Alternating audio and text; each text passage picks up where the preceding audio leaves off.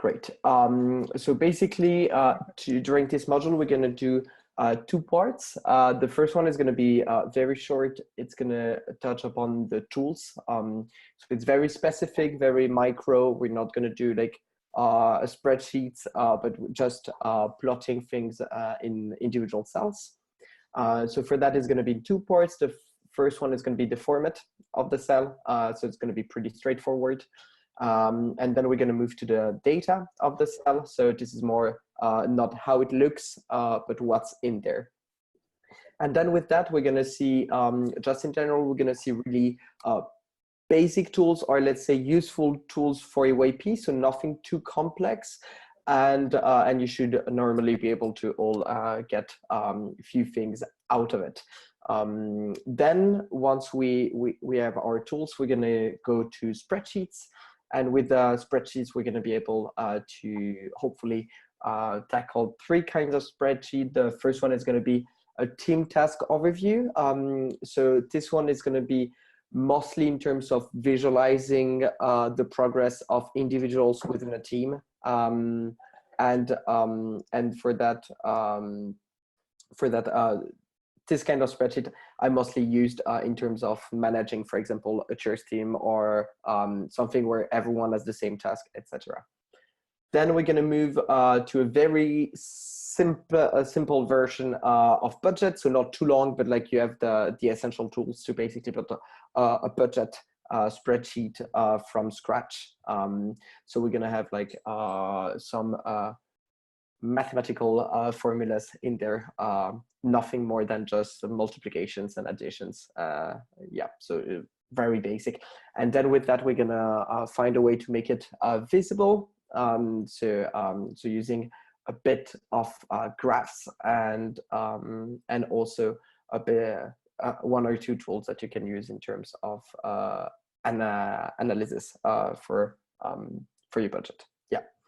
And then the last one is going to be maybe I learned about it basically while preparing for the module, and I found it so cool.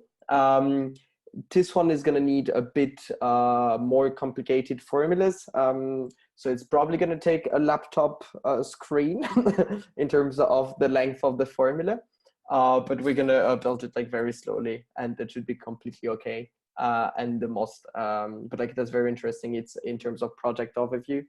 So when you have like a long process and you have different periods of times, for example, in terms if your project is vice presiding Valencia, then you're gonna have like different categories. So for example, the topic overview part, or sending evaluations, etc. So it's not like just little task, it's more of time periods, or a period for pre-session prep, etc. So when you're gonna go for that a bit later. Cool. Also, if you have any question, I think I should be able somewhere to see if you text, or if you text and I'm not able to see it, just unmute yourself and stop me. Yeah, but I think that should be okay, at least for the first part with the tools. Amazing. So going for the first part. So again, we're going to work on very individual cells. The beginning is going to be very straightforward.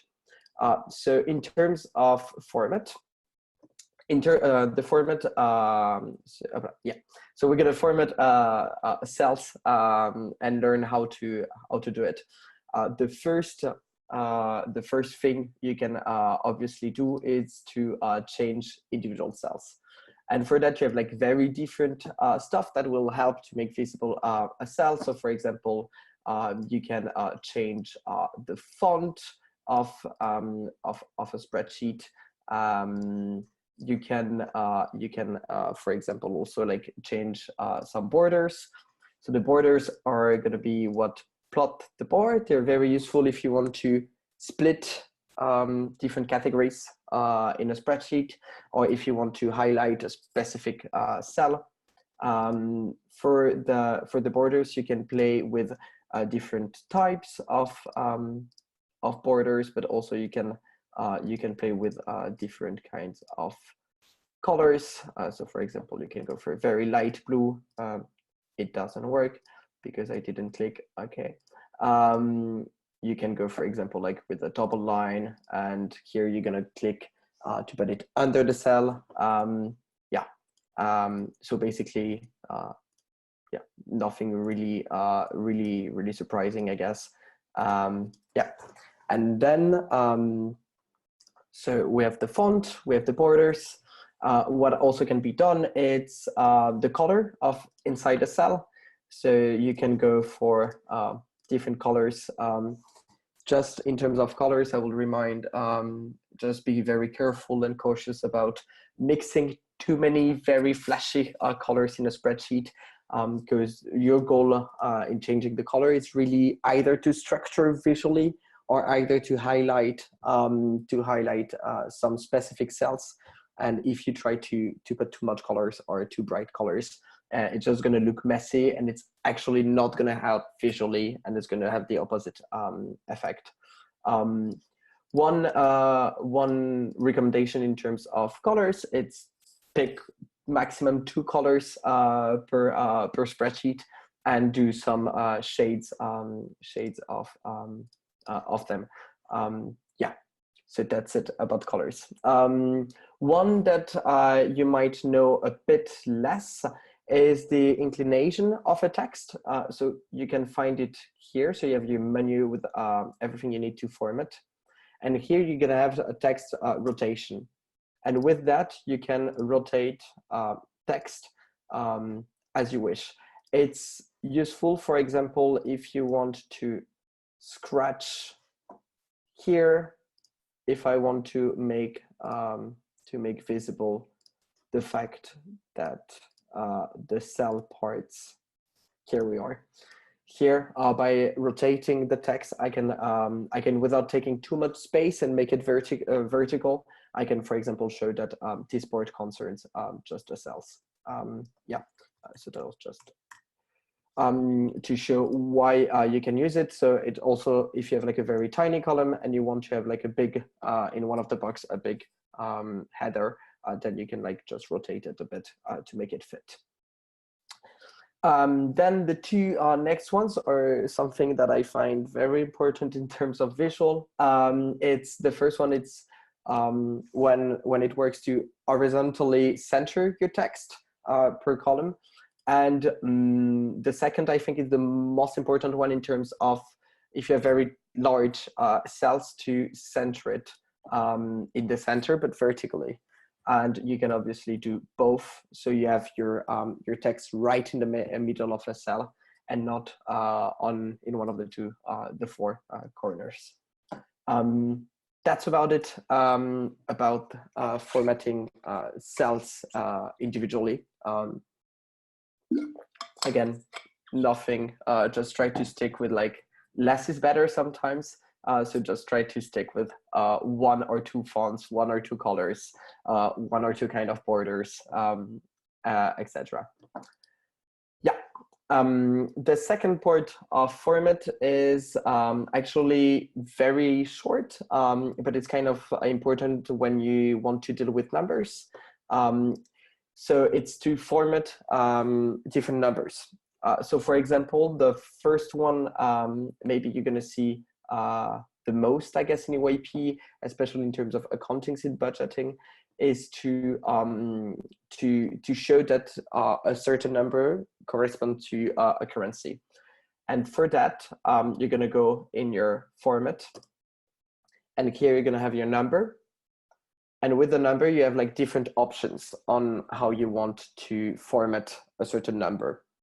So for example, on this box, I wanted to show some currency. So I can go for euros here, or also you have different types of currency. So for example, if you live in Switzerland, you might want to express it in Swiss francs, or here you're gonna have like more currencies, and you can go nuts about the currencies.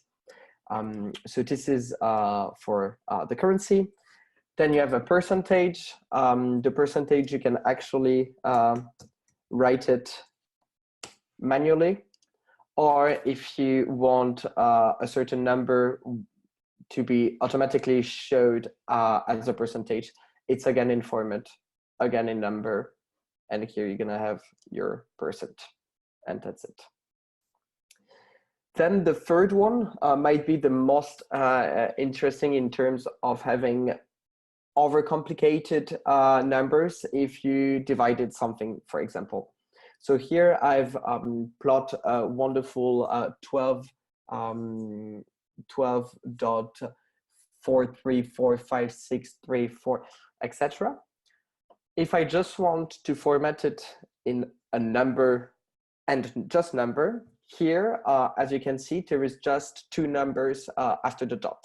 So it's just basically gonna round it to the two numbers after the dot.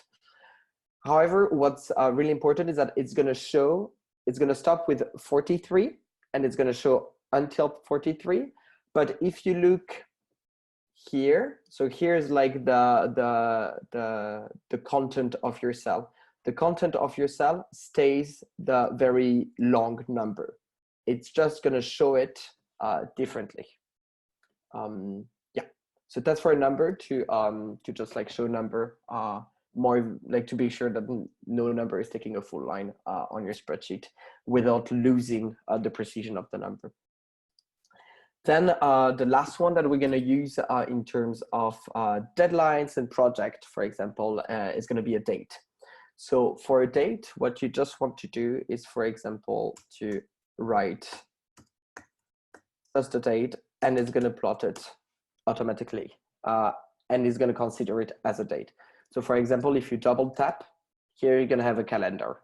So you can move the date around with the calendar, and you don't have to, to change the number manually. It's just going to format it by itself. Perfect. In terms of numbers, this is just the basic tools we're going to use to format a number in a specific way. Now, in terms of format, we're going to move to a very exciting part of formatting, which is conditional formatting.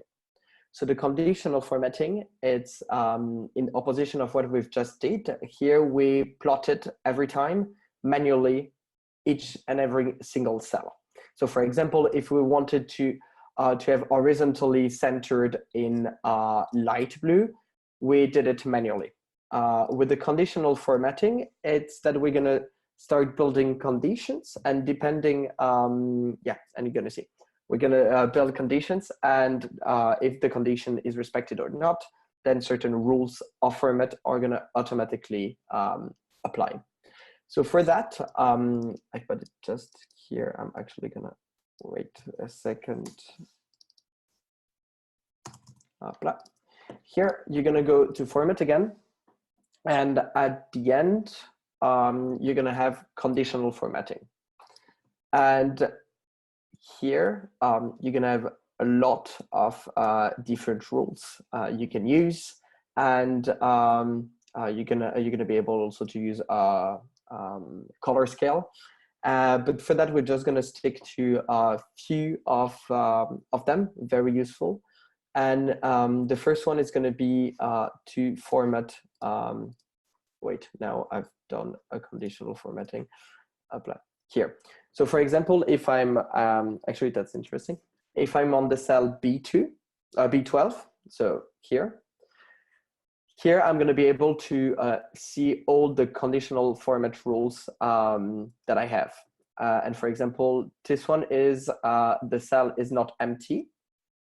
And so the rule is format cells if it's not empty, then the formatting style is going to be this one. So it's a very ugly green that is going to apply if the cell is not empty. If I want to get rid of the rule, I'm just going to remove it here. So in terms of doing conditional format on numbers, you can do different ones. So here you have everything that's about text, then you're going to have date, and then here you're going to have number.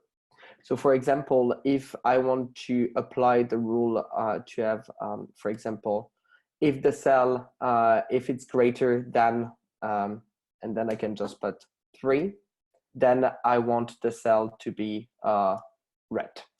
So now what's going to happen with this rule is that every number in the range I select is going to be red if it's greater than 3. So for example, if I increase the range from B14 to, wait for it, B18, here you're going to see that now 4 and 5 are in red because they respected the rule that we applied, that it was greater than 3. So that's for a single color rule. Now what's interesting with numbers, it's to use a color scale. So for example, I've just moved to color scale and it already suggested 1. So here you have like different kind of shades you can apply. So for example, if you want to write an evaluation and you want to use the ranking system and put grades from 1 to 5, then you can use, for example, this one and having the minimum value here. So you can either choose a minimum value. So it's only the value that are written. So for example, if I don't have 1, the minimum value is going to be 2, and then 2 is going to be green. Here I'm going to use number. So I'm going to fix a number that is going to match a certain color. And because I'm going to go with the minimum point, I'm going to go for the red one. Then the midpoint, I'm going to use it. So a percentile is just, for example, if I put 50, it means that 50% of results are going to be my midpoint. So just to indicate the middle of your results, not the average, but the median of your observations. Here I'm going to use a number again, and I'm going to use 3 as the average. And for the max point, again, you're going to use a number, and I'm going to use 5, and I'm going to use a green color. And here you can see that we have the color scale that is going to apply to the range, and we're going to have the different colors. So for example, now if I move it to 5 is going to be green automatically without me changing manually the cell. That's about that for the color scales. Now for the text. So for example, if I want to now use a conditional format on the 3 lines, I'm just going to select them, go to format, conditional formatting, and here I can choose my different rules. So for example, I have 3 texts: not started, active, and complete. So for example, I can choose to have the text contains, and I'm just going to write complete. And if the text contains complete, I want it to be pink. And then you're going to have it pink. It's a very ugly color here. So I'm going to go back. I'm going to go for just a normal green. Oh, oopsie.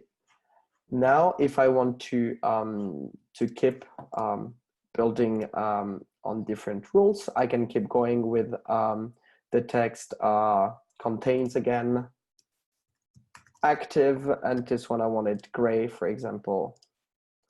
And then the last one, I'm going to want the text that contains, and here I don't have to even write not started. I can just write not, and I want it red because the text contains not. It doesn't have to contain not started. So this is what you can do in terms of doing a conditional format. So for example, if I misspell active, it's not going to stay gray because it's not going to match the rule I applied. Yep. Next one is going to be dates. So for example, here, again, same stuff again.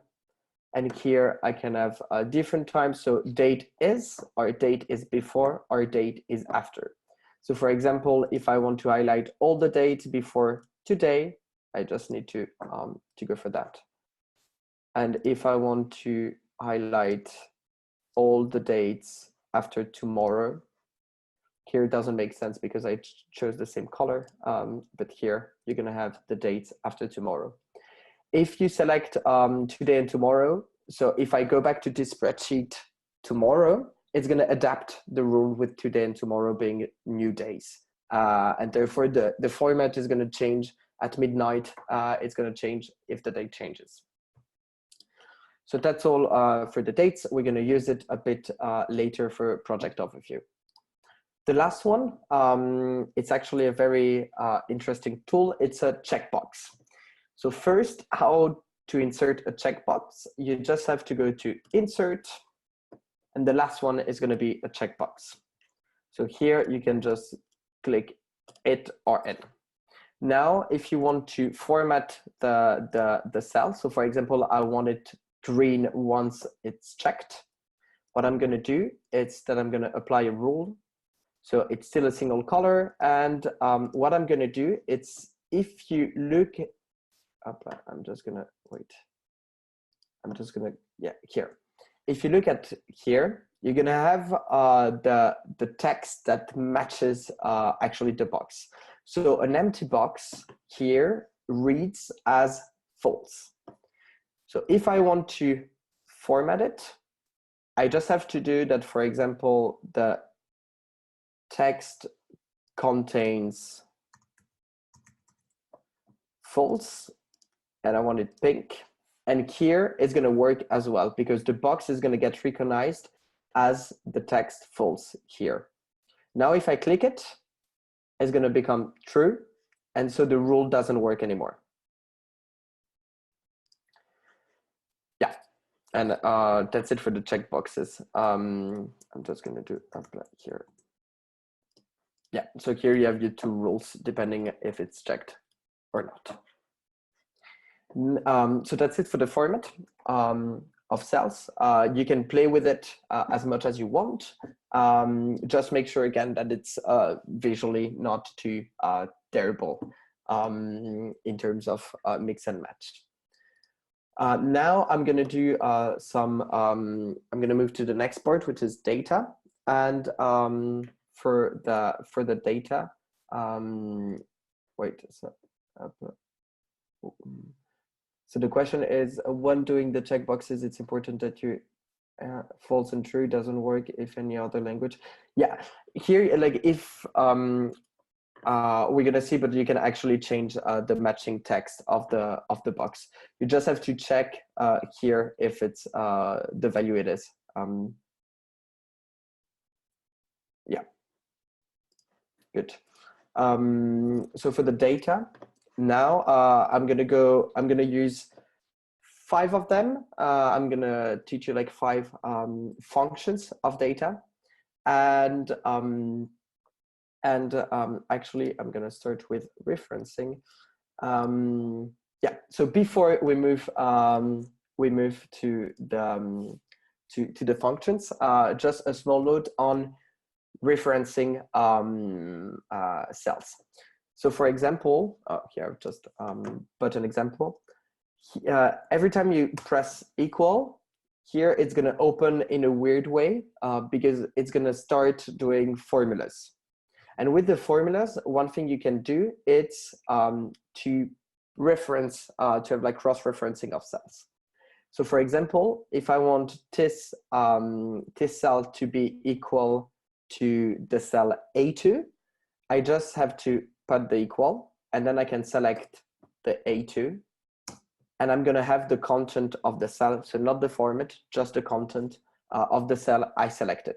So I've put here what you have to type there. You just have to remove the 2 bars, because if I remove them, you're going to have just the visual figura. Again, if you click on C21 and you want to look what's inside, you're going to see that what's inside is not format. What's inside is equal A2, which means that if I change my title, here it's going to change as well. And if I remove it, it's going to remove the title as well. It's going to be very interesting, yeah, for shitloads of things when doing spreadsheets. Great. The next one is how to reference cross sheets. So if you're on the same document, you can refer to a cell that is not on this page. So if you look here, I have 5 different ones. And if I want, for example, to refer to the cell A1 in the sheet task, I just need to, so again, to select equal, I go to task. So I still have my, here my cell that I'm doing, and I can just select A1 and press enter. And here I'm gonna have the content of the cell A1 on the spreadsheet called task. So this is useful if, for example, you have a very detailed version and you want to have a very summary on a separate one, so you can cross reference, so you don't have to change the numbers again in the summarized version of your spreadsheet. So that's yeah, that's it for the referencing, and I'm gonna keep going with no.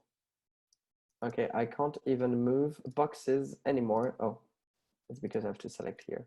Great. Perfect. So just before still going to the functions, I'm just going to show you how to spread formulas, which is basically that if, for example, I'm now making this cell refers to the cell A2, okay?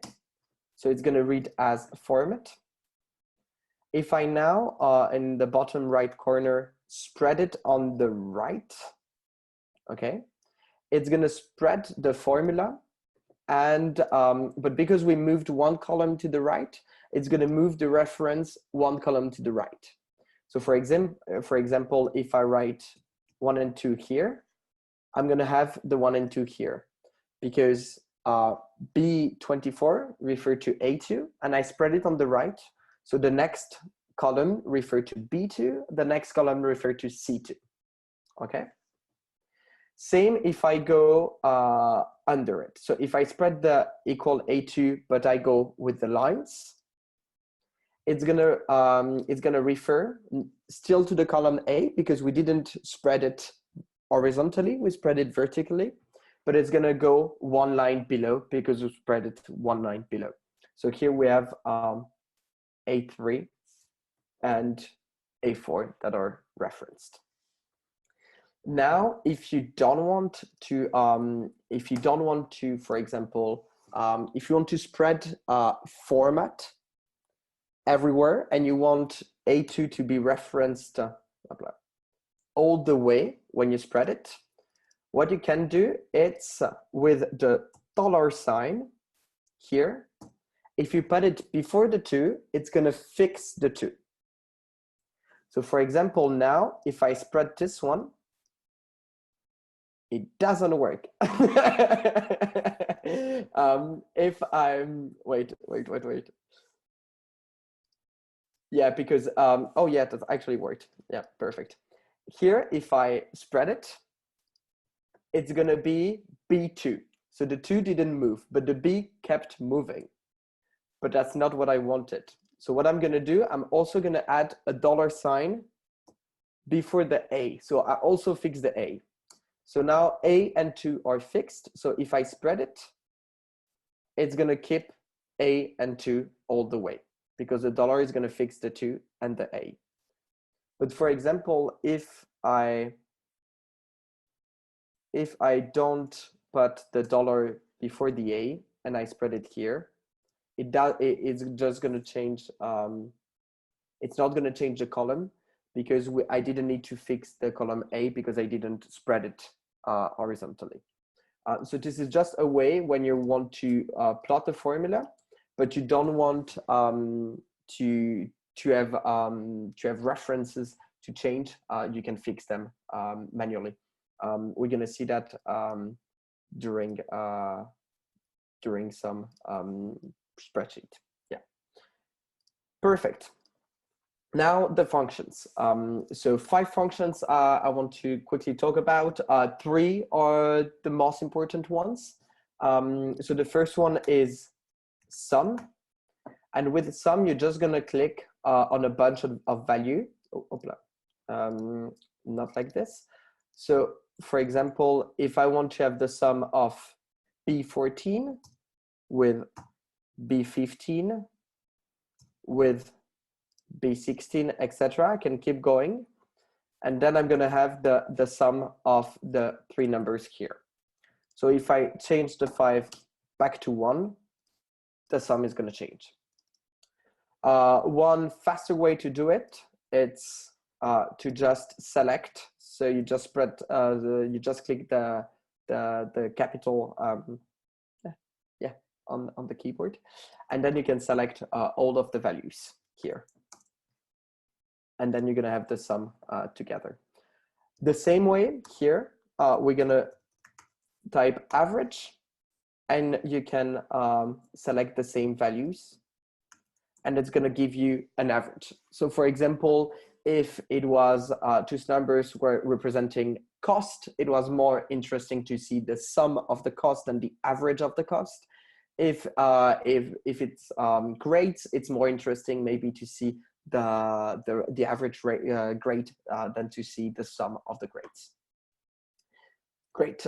So those are two mathematical function. What you can do as well is to do it manually. So you can just basically write plus like in school, or also you can, if you want, you can use multiply, and it's just the star, and it's gonna multiply here B17 and B18. So just pure mathematics.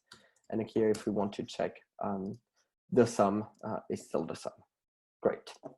The next one that I want to show is the function if, and this one is pretty interesting in terms of making cells and the content of the cells depending on others. So I'm gonna rephrase it a bit simpler. If you write your formula if, you're always by the way gonna have like some explanation here with Google Sheet. Here the first thing we're gonna do is to put a logical expression. So for example, I can put if I don't know, this number is under 3. Okay, so this is a logical expression. So we're going to be able to say if it works, like if it's true or false. That's our main goal, to have a logical expression that can be true or false. So here I'm just going to put that B14 is under 3. And if it's, so the next thing we're going to do, so you put a comma, and you're going to put what you want in the cell if your condition is respected. So if my condition is respected, I want to see B14 is, wait, I've put under, by the way, is under 3. I put the quotation mark because I want it to look like a text. So I put quotation marks. And then I'm just gonna have to do it, so if it's false. So in our case, if B14 is not under 4, I want the text to read as Hola, ¿qué tal? For example, that works. It's probably misspelled, and Iris is gonna correct me immediately. So now we can, what we can see, so here, like for example, if you want to change the formula, you just have to double click on your cell, and you can add your missing H. So here, my formula is gonna look like B14 is under 3 because my condition that I've put is respected. If now I change 2 for 4, then it's gonna change it to Hola, ¿qué tal? That can work also with if you want, for example, so I'm going to change my logical expression to I want C14. So this is this cell, not started. And if I want, for example, to say I want C14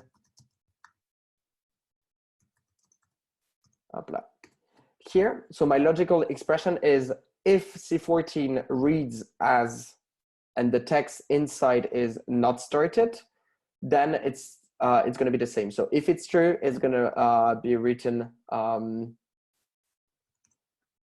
lol, and if it's false, it's going to write hola qué tal. So here we can see that it reads lol, so it's true because it was it's written not started. One thing that is tricky is that, for example, if I forgot to delete an accidental space here, then it doesn't read as not started, but as not started space, so it's false. So you need to be mindful in terms of to make sure that the cell is exactly the way it's supposed to be. So no spelling mistake, for example. Great. Now I'm gonna work with the next function, which is end.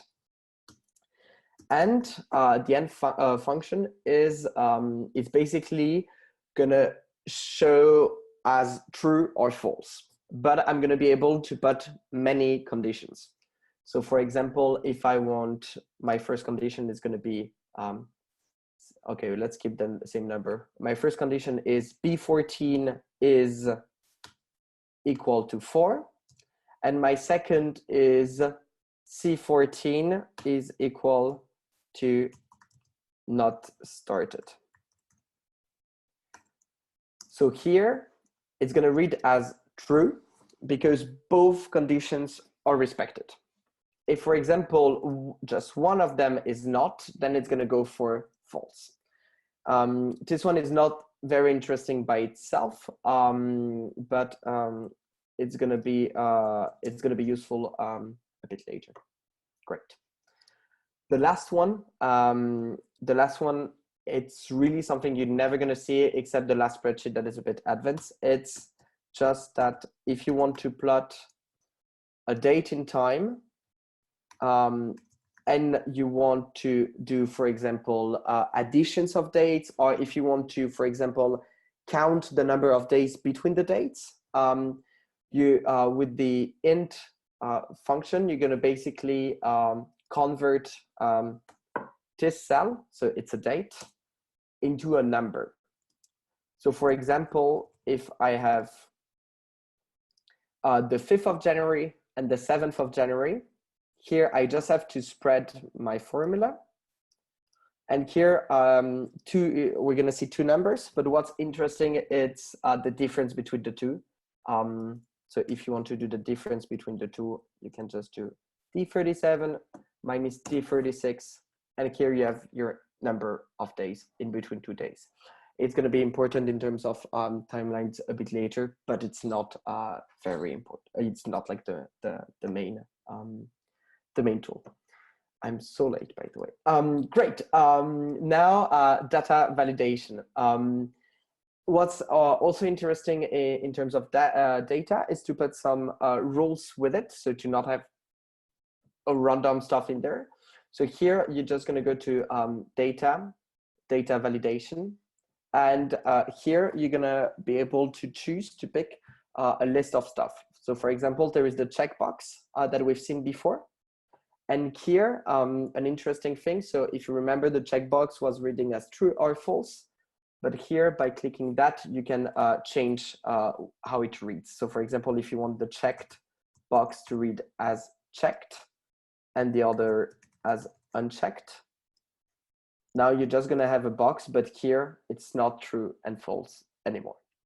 It's just that. But we've seen it before, so I'm just going to move on. The next interesting one is the list of items.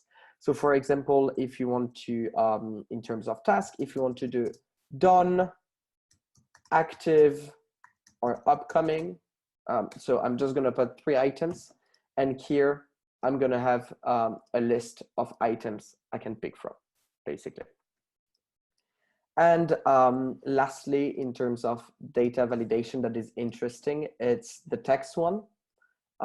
because, for example, you can select is a valid email address. So that's interesting in terms, for example, of checking our registrations to make sure that they are email addresses. Yeah. So here, for example, if I write random stuff, it's going to make an invalid comment. About the data validation, also you can, here I had a warning, but I can also reject what I write. So for example, if I write just Matthias here, it's going to reject it because it's not recognized as an email address, basically. So that's it for the tools. If you have any question, feel free to send a small message so I answer before moving to the next, the spreadsheets. Yeah. So now in terms of spreadsheet, I've put a template of, wait, what am I doing? I'm clicking on here.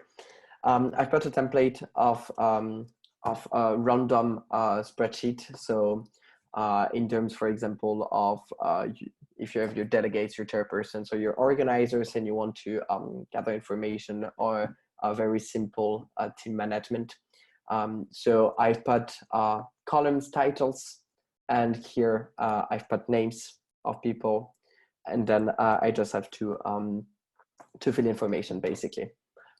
So the first thing maybe you want to do is to make your for example, to make your spreadsheet a bit more visible. So for example, I want my my first line to be in bold. I want it to be centered in the middle. Also here, we can see that my text doesn't fill here. So I can just click here. It's text wrapping, but I can move to, it doesn't work, very fun. Yeah, so here, format, and if I go for, I think it's overflow. No, it's not overflow. It's supposed to be the one I was looking for. It's the wrap one, but yeah. Yeah, so basically it's going to fit in the line. So here you have it, and you have like the two bars and the text going back within the two bars, where here it goes over. Perfect. You might want to use colors to indicate it's the header, and yeah, and that's about it. What's now interesting, it's wait, I'm just going to make this one a bit smaller. Bam. Here I want, in general, I want my text to go back in line. Click.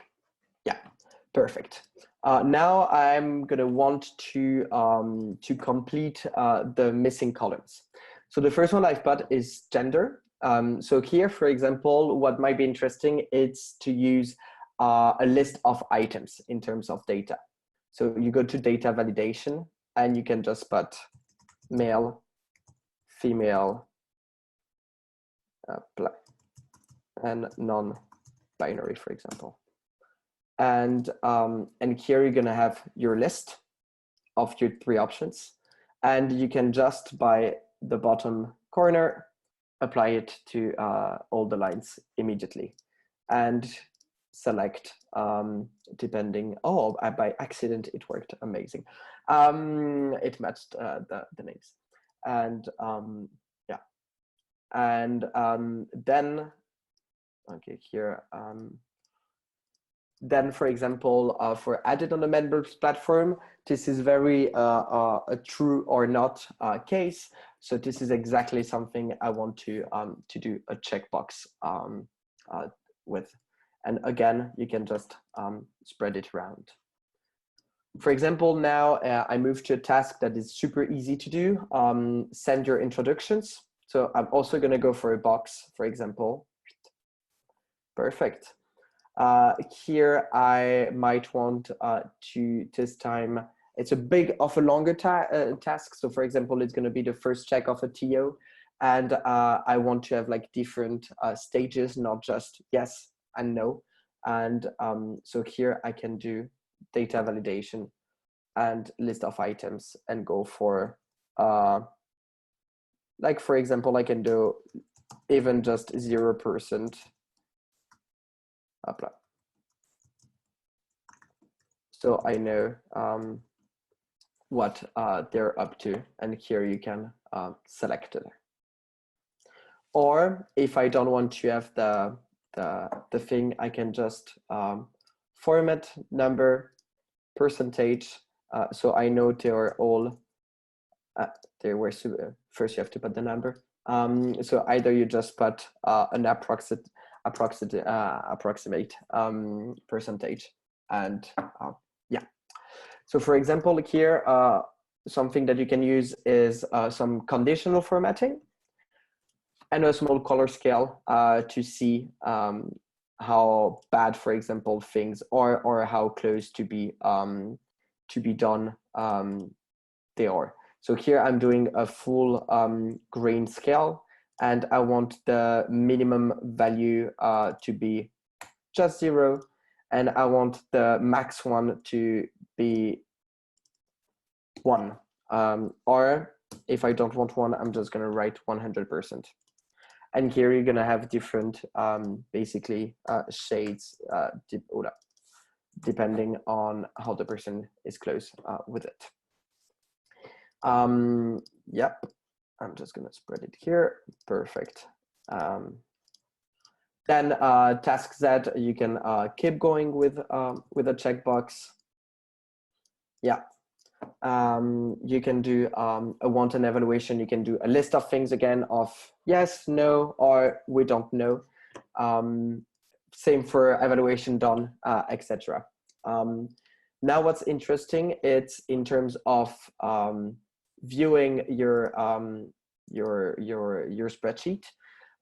So for example, if you go in view, you can freeze one row, for example. And so if I scroll, so for example, if you have a very big spreadsheet, you keep your headers in line. If you want also, you can keep the lines. So for example, if I want to keep the columns, if I want to keep a column with the names, then I can keep scrolling, and I'm going to keep having the names here as a view. Lastly, what you can do that we haven't done and that will look very nice, it's to have some kind of borders here. For example, you can also do a border between the personal data here and here, which is more about task. Let's say task till the session. Then here I want to split it again to have an after session here, for example, as well. And if you want, you can also find some shades of to indicate the different stages. So it reads differently with the columns. So this is a pretty straightforward spreadsheet.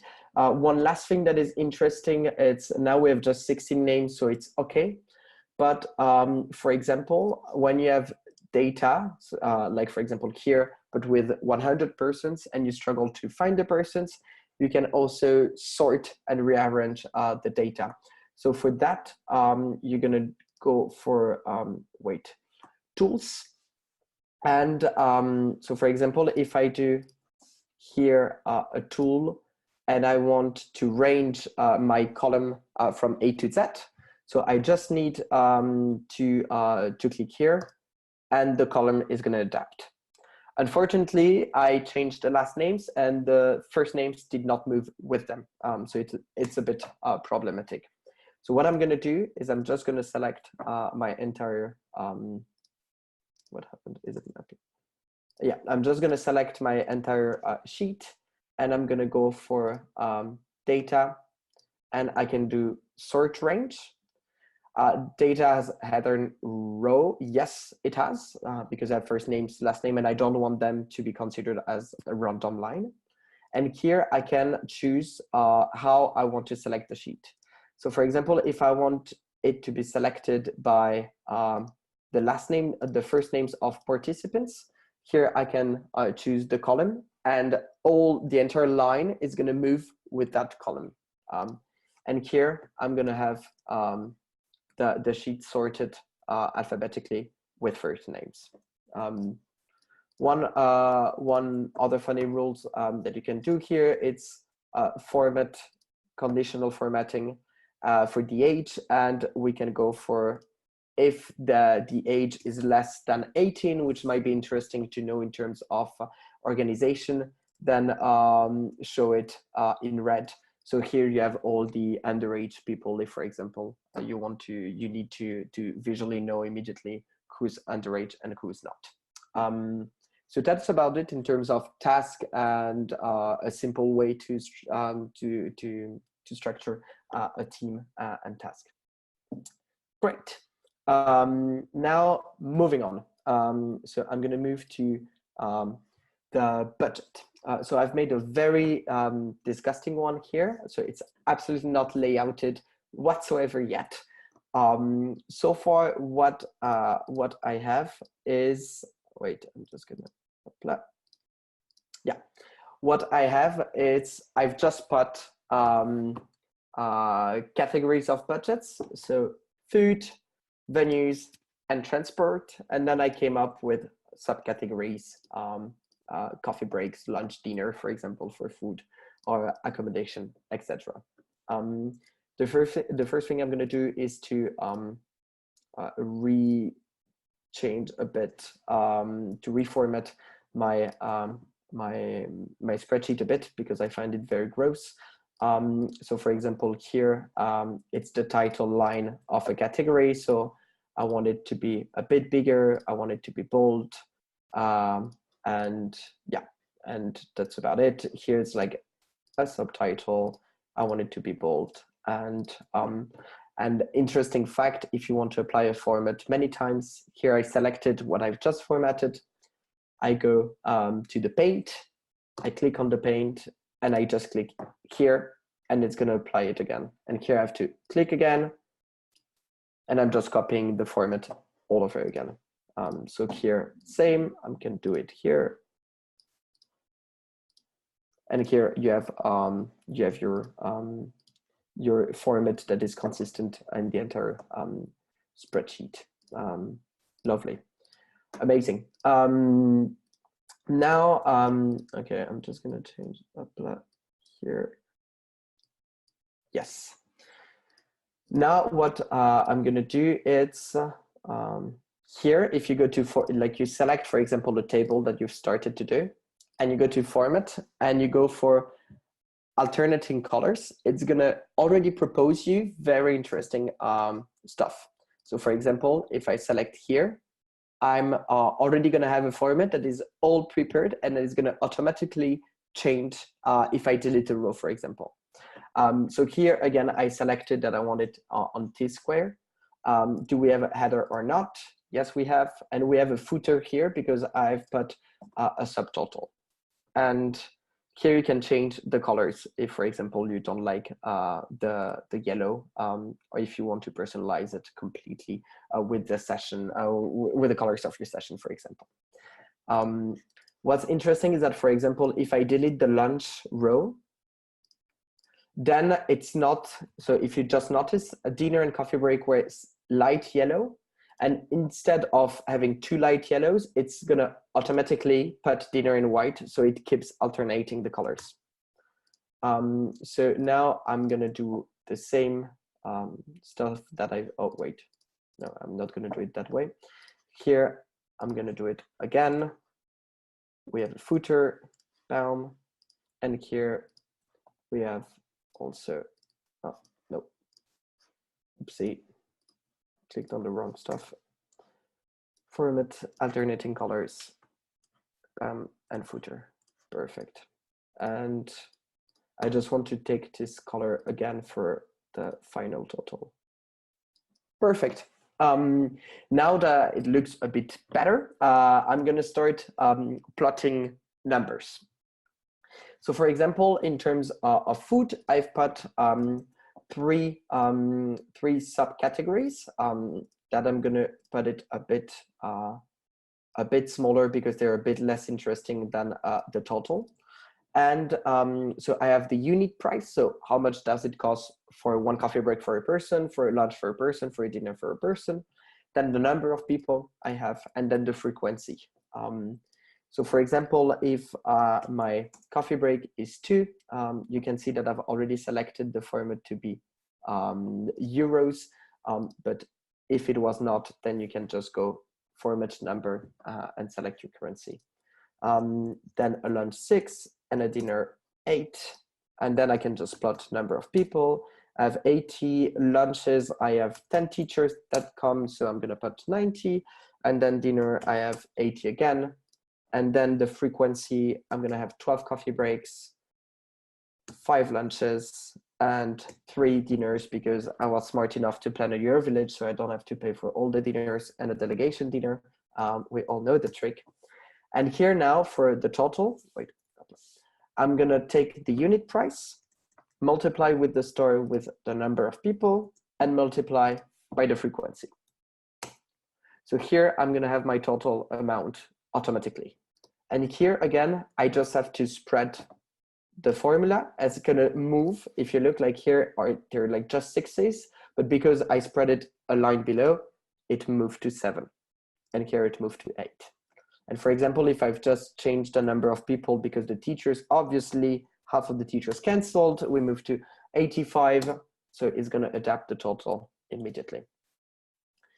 Now, so here I'm just gonna put apply. So it looks, so it doesn't look too heavy, and I just want the total because they're the most important part for me. Yep. Now here for the subtotal, I'm just gonna do the sum that we want. And here I'm gonna have my sum that I'm gonna put, for example, in bold. Here goes again. So this time for accommodation, committee work, etc. I don't necessarily need the unit price, people, and frequency. So what I'm just gonna do is I'm gonna select that. I'm gonna go here for the merge, and I'm gonna merge horizontally. So here I don't have the small ones anymore, and I have just a big cell. Here I can simply plot the numbers. Okay, apply and general assembly, boom. And here I can just rewrite the sum of my numbers again. And boom. Perfect. Here also I want to merge that because I found it apply gross, poof, and here as well. Then last, we're gonna go for the transport. So transport, for example, I'm gonna have some organizers pre-session transport, some session fuel. And for the public transport, I'm gonna go back. So I'm stealing the format already, apply. And I'm gonna go back here to unit, people, and frequency, and I'm gonna put a ticket of 120, and we're 80 people, and then the frequency is gonna be 24 because we're moving a lot. And here I just have to compute again, and then I'm gonna have my total.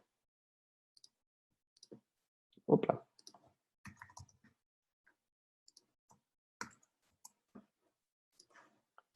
Perfect. And here the final total, I'm just gonna take yeah. Here I'm just gonna take the 3 totals that I had, and I'm gonna have my final cost. Now, bam, magic. I've already plotted. What okay, that we don't need.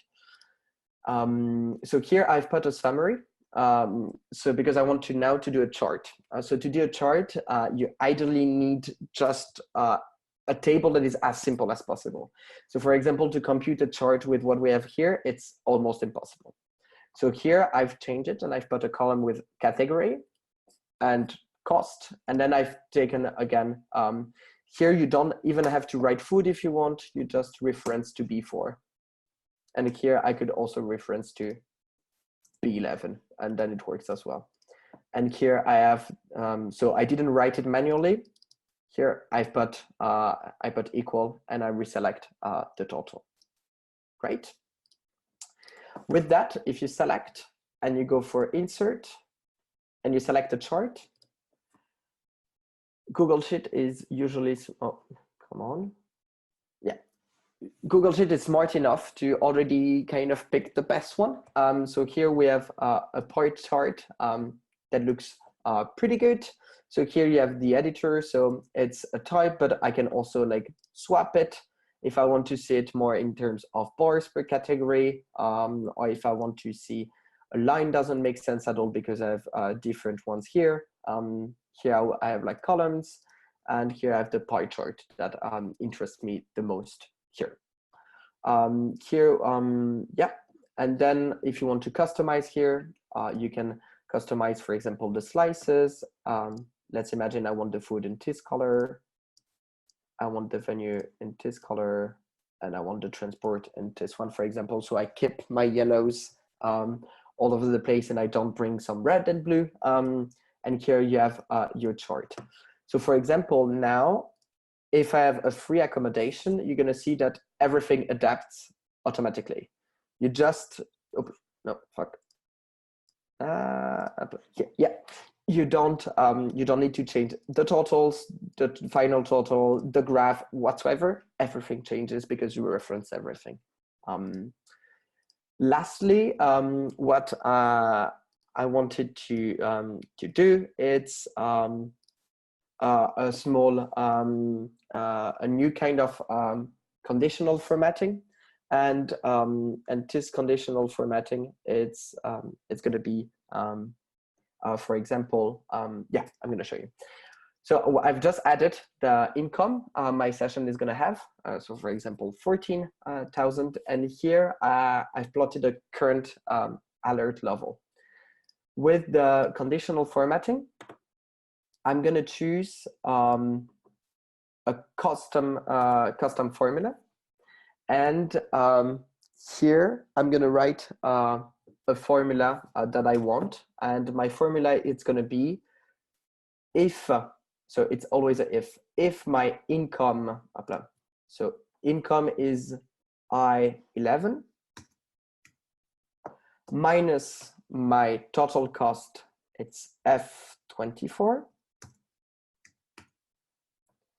If, so like here, it's like if my income minus what I spent is above 1,000, so it's going to be euros, I want it to be green. Okay. Wait, yeah, I'm good. Yeah. So here it doesn't change anything because I have less than 1,000 euros margin. So what I'm going to do is that I'm going to add another rule. So if you click on add another rule, it's just going to like duplicate and then you just have to adapt. So this time I wanted that if it's just barely positive, I want it to be yellow. And lastly, here, add another rule. And lastly, if it's under 0, I want it to be super red. So now you have your current alert level. Here it means that I'm between 0 and 1,000 euros margin between what I budgeted and what I got. But for example, if you have the bad news that the committee did absolutely not warn you that you have actually not 200 euros because they're just the cleaning fees, but you also have to rent it for 900. So if we move it to 1,100 euros, then the current alert level, it's going to go red because you're now expecting to be in negative when you compare the income and the total cost. So that's all for the budget spreadsheet. It's nothing major, but it's like cool, like few cool tips to spice it up. The last one I'm gonna try to go as fast as possible. Yeah, so it's going to be a project management. For my project management, for example, my project, I'm going to call it Econ 3 Valencia. So it's my own committee, and I'm going to have a starting date and an ending date here that I've put in the calendar. Okay. What I'm going to do, wait, I like to just copy paste dates and to change them later on the calendar. So now, for example, if I plot that on the 1st of May, I'm going to start the topic overview process, and till the 28th of May, I have to submit it. Let's go for this one. What did I put? I'm just going to go up. Sorry, I'm just going to go still the the dates. So here you can literally put all the dates you want. I just made it so it changes. And now here, what I'm going to do is that I'm going to put the statute of my task. For that, I'm going to still go to data, validation, list of items, and I'm going to put it complete, active, and upcoming. Okay. So for example, if my topic overview is active, my pre-session is active, and then the rest is, let's say, upcoming. Now what I'm gonna do, and that's the part that is gonna get a bit heavy, it's that I'm gonna here do a line. I want so for example, like basically for that, I'm gonna do spark line. And so here, spark line is used to insert a miniature graph within a cell. So instead to have a big graph, you're gonna have a cell with a graph. It's either a line or some bar plots. For that, I'm gonna put, wait, here, I'm already gonna write that. And so here is gonna be the data I'm gonna use. So for the data that I'm gonna use, what I want to do is to have this timeline, to have a bar with the first part being the time before the task, the second, the time of the task, and the third, the time till the task should be done till the end of the entire project. So what I'm going to plot here, it's going to be, and that's what we're going to use in the int we're going to use before. So my first data, it's going to be the subtraction between the date of the beginning of the task and I forgot to write int, and the date of the beginning of the project. So this is the first my first data. The second, it's going to be the difference between the end of the task and the beginning of the task.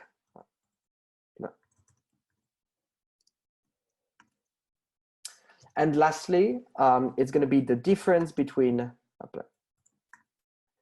the end of the project with the end of the task. So that's going to be my entire data. So if I wait, yeah, I forgot this part. So now what I'm going to do for the second part is that I'm going to ask what I want from this data. And for that, so all the explanation is here. So the first part that I have to write is chart type. And then I'm going to ask the type of chart I want. And here I don't want a line, but I want a bar, so it's just this one. And yeah, and we're gonna go for that already. And here you have the three parts. So this small orange one is the days between the beginning of the project till the beginning of the task. Then in blue you have the duration of the task, and then you have what's left of the project after the task. So this is basically, so now if, okay, yeah. Now what I want is to spread that formula in the rest of the tab. But remember, when I spread a line below, it's going to take all my cells here a line below. The problem is that B2 and C2 are always fixed because the date of the project, I don't want the C2 to now become C3. So I'm just going to fix the B2 and the C2. Okay, so it's still the same, so I just fixed it. So now if I spread it, here I'm gonna have the different types for all the different dates. So for example, if this date changes, the part here changes as well. Okay. Now, if you want, you can keep building. So here we're in the options section. So if you want, you can keep building conditions. So for example, I can write that color, you have to write it the American way, color 1. So this is the color of the first part. I want it, for example, I don't know, white. Okay. The second color, the 2, I want it gray. And lastly, the third color, I want it white again. Did I misspell anything? Probably misspelled something. Oh, do you have it? Oh yeah.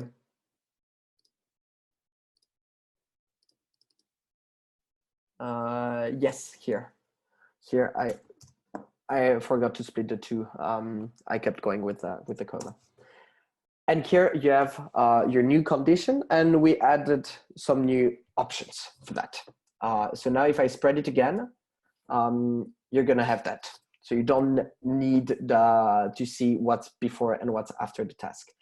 Now what I'm gonna do is that I'm gonna do a burn down, which I want it to look like what's where we are at in terms of the project. So for that, it's going to be the almost same. So I'm just going to copy and paste the formula, but that obviously didn't work. So I'm just going to scroll it, and it obviously didn't work. Oh yeah, because I don't have the, yeah, it's not, yeah, it's not going to work. So I'm going to do it manually. So I'm going to go again for Sparkline. Now the different data that I want, the first part is going to be the part from the beginning of the project until today. So what I'm going to write, it's still int, but this time I write today. Some very weird flex. You have to put a double parenthesis after today. Yeah, weird flex. And then minus the beginning of the project. And I forgot the int. And then the next one, it's forgot the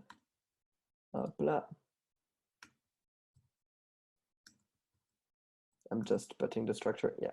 And here the second data that I'm going to use is the difference between the end of the project minus today. Okay. Am I all good? Yeah. Now again, in the other part, I'm going to go for chart type, and I want bar type. I want also the first color to be black, and the second color to be white. And here, yeah. And here you have the burn down. Basically, it's where we're at in terms of the project. So if I were touring Econ 3 of Valencia since the 22nd of April till end of August, I'm at that stage of my process. Obviously, all the graph follows the cell. So if you make it super short or super big.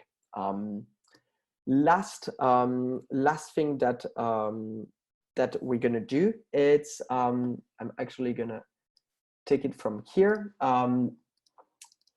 Here I've completed the formulas that we had so far with having the color 2, and that's a very weird, super long one.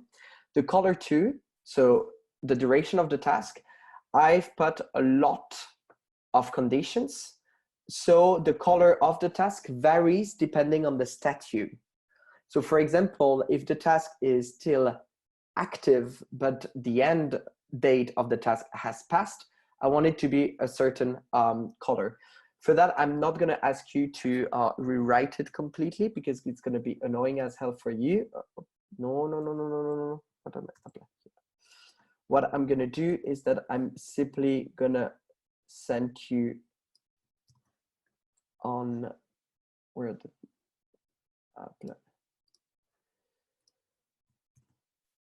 here you have it, so you can plot it. I'm not sure that about the numbers of the lines actually. So let me do it on the other one.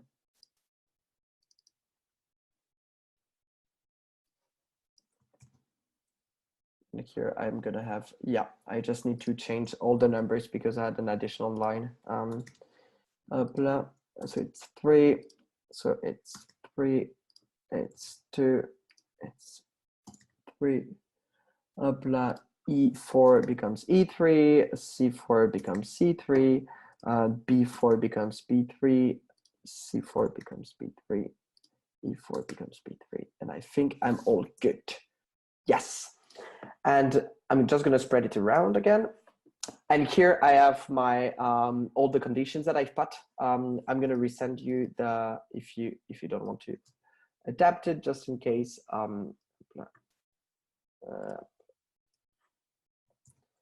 Here is the updated one. Put it on the first one. And so basically, the conditions that I've asked is that if the task is complete, I just want it gray because it's done. If the task is active, I want it green till the end date is not passed. So this one is active, but the end date has passed. So I want it in flashy red because it should be done.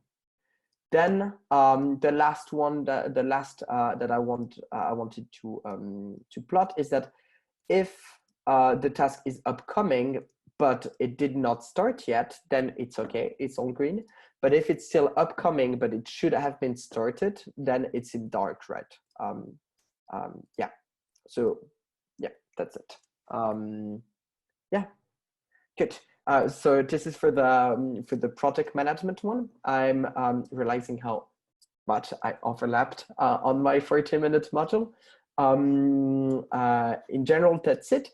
Remember to keep it nice and visually pleasing, and that's also just to be when you look at a flip chart, I think like a spreadsheet, not flip chart. What's very interesting also, if it's not you who developed it, is just to make sure that before changing a number, make sure it doesn't come from a formula. So for example, if I want to change the total of the coffee break manually here, I'm going to destroy the formula here. So if I want to put 100, then here I completely screwed the formulas. Yeah, good. Thanks a lot for joining, and I hope to see you around.